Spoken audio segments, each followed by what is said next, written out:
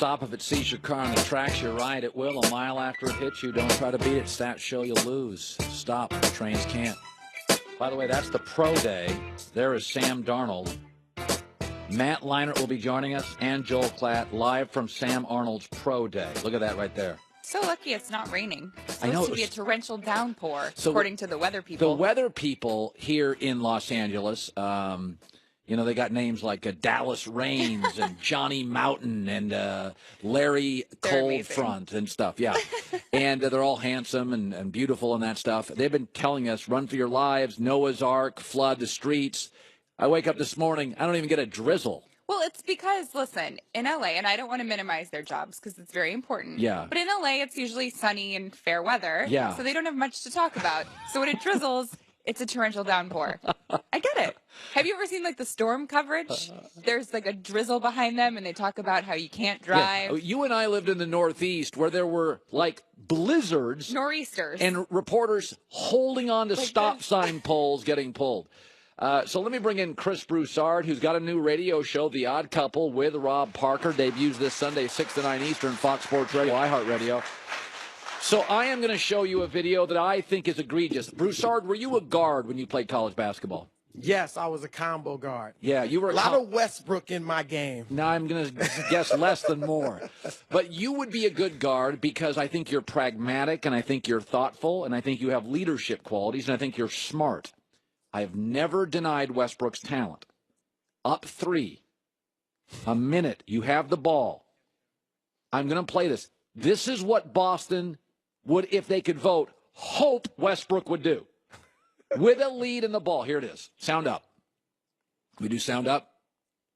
Westbrook. Yeah, Adams bailed out a tough shot by Russell Westbrook. So you kind of looked at me on that shot. It was a long one. Well, that's where they got to be better right there, especially from Russ. Your point guard, especially 1 minute left to go. Get to the free throw line at least. Don't settle for that long shot. What in God's name was that? If he drives, which he's great at, if he gets fouled, which he is often, and he goes to the free throw line where he's a career, 80% shooter, that's why. That's a late game situation. That's what the playoffs are. That is exactly, Chris, what the playoffs will become. You're not going to get these. You know how the playoffs are. You don't see many dunks in the playoffs. You don't get a lot of cheap points. That is situational NBA playoff basketball in 3 weeks. I knew once they lost that game, you were going to bring me on the couch and just try to throw darts at me about Westbrook. Okay, just that play, though. Look, I can't defend that. I mean, you said it, and that is Westbrook's weakness. Okay, his weakness is the last 2 minutes of the game. I mean, there are other things you might talk about, the way he plays, maybe not getting guys involved as much. But his weakness, and OKC knows it, is the last few minutes of the game. They know decision making. They know it? Yeah, they know it. They know. Now, they still love him, obviously, as they should. But they understand that is the thing that if they could change anything about him, it would be how you handle the decision making in those last couple of minutes, because you don't play the last 2 minutes like you played minutes 24 and 25. This is a great point, Chris. If you are in a boxing match and you have won 8 of 10 rounds, that 10th round, you do not put yourself in the crosshairs of a left hook. If you lead a golf tournament by 6 strokes off the tee, you take out a 3-wood. You just play it safe. Yeah. This was a 3-point lead and the ball. It's a different possession than 7 minutes left trailing by a point. That can cost them. There's no question. Now, that didn't cost them last night. What cost them last night was Melo missing the 2 free throws.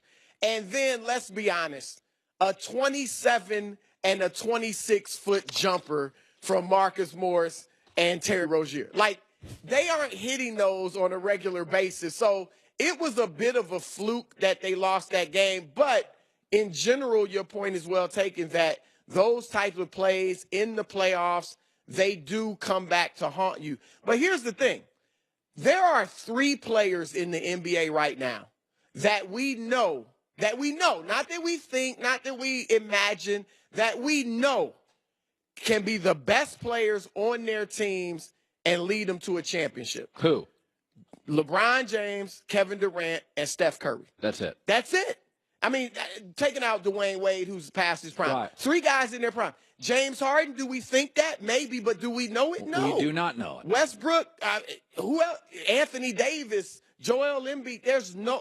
So my point is, you live with it when you have a great player like Westbrook, and to combat his negativities, his explosiveness and athleticism is so unique that it's a benefit that can ruin other point guards and other teams in the playoffs. So you kind of live with it. You got this negativity of situational basketball in the last few minutes, but on the other hand, his explosiveness can get the opposing point guards off their game or in foul trouble. It's done it to Steph. Doesn't guard him, but it's certainly done it to Chris Paul in the playoff series, where he keeps you so on your toes for 48 minutes that you can end up making mistakes. You can end up doubting yourself. You can end up, being out of your element and and it can cost you a game or a series. So you live with those things with Westbrook. So Kyrie Irving pre-LeBron was often hurt and a little bit of a diva. The knock on him was he doesn't make a ton of guys better, but he is really talented. That was pre-LeBron. He was perennial All-Star. He was a very good player. I think he had won the MVP All-Star of the All-Star. All-Star, come on. I'm just saying, it wasn't like he was Rodney Hood. He was accepted as a star before LeBron. Then LeBron comes, win a final. I kept hearing best finisher in the league, and people were saying top 5 player. A year removed, he's hurt again. Were people saying top 5? Come on. They were saying top finals? 5 point guard. In the finals? I don't think anybody was saying top 5 player. Hurt again. In March, in his 3 games, he played 16 a game. And by the way, now we're talking Embiid, Anthony Davis, LeBron James, Giannis, Kawhi. We're not talking about Kyrie anymore. Even among point guards, it's Harden MVP, Westbrook most athletic, Steph most revolutionary. Well, they were always ahead of Kyrie, even when Kyrie was in Cleveland. Are you sure? If you want to bring up a player, you can bring up Damian Lillard. Oh, there's another guy that we're talking about. And Lillard and Kyrie were always kind of neck and neck. Chris. Some people had Lillard ahead of him. I think ESPN.com did a survey before the season. They had Kyrie some really low number. I mean, it was in the 20s maybe as the best player in one of the 20s. Seems like he's hurt again. Well, I will say this. There is some sentiment within the Celtics organization. Oh, let me hear this. No, this isn't just that let's see what happens with the second opinion, but that possibly, this is far from definite. I don't want to sound the alarm, but possibly this could put his season in jeopardy. Oh! And let me say this. If that's the case, then Danny Ainge is looking more at, you know what? If it's the case, we'll rest him now. Don't push him through this season just to have him play in the playoffs when the knee's not really right. Let's get him healthy, and then he and Hayward come back next season. Now, I'm not saying that's going to happen. I'm just saying there is some thinking that let's see what happens with this. Well, last night, the announcers kept saying they're getting a second opinion. When's the last time when you ask for a second opinion, it's because you don't like the first? Yeah, no, you're right. That's why you ask a second opinion. You're right. Just the fact that he's having a second opinion and by the way, reason to be 16 concerned. points a game in March. He was averaging 27 in December. But hold on. So what's your point? My point is, pre-LeBron, he's playing like 60 games a year, get beat up, hell of a player. But a lot of people said he doesn't make anybody better. He's just great, won't play defense. Then with LeBron, he wins a title.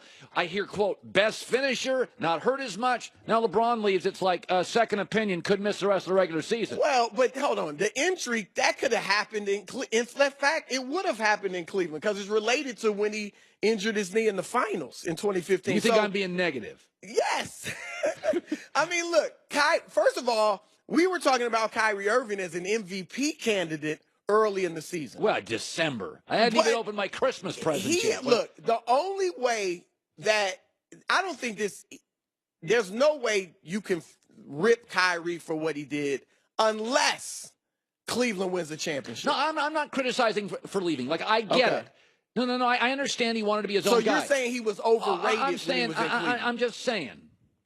This idea that LeBron is difficult and LeBron takes the physical beating, the media beating, never gets hurt, never misses games, makes your life a lot easier than people think. It shows an example of how hard you need to work. He's the best player in the world working this hard. So you're right. I mean, and he takes pressure off of you. You're not being the number one guy does make it easier. And could that have something to do with the durability of Kyrie going forward? We'll see. Let me say this about LeBron. I got to go. Man, you were just getting good. I was just getting rolling.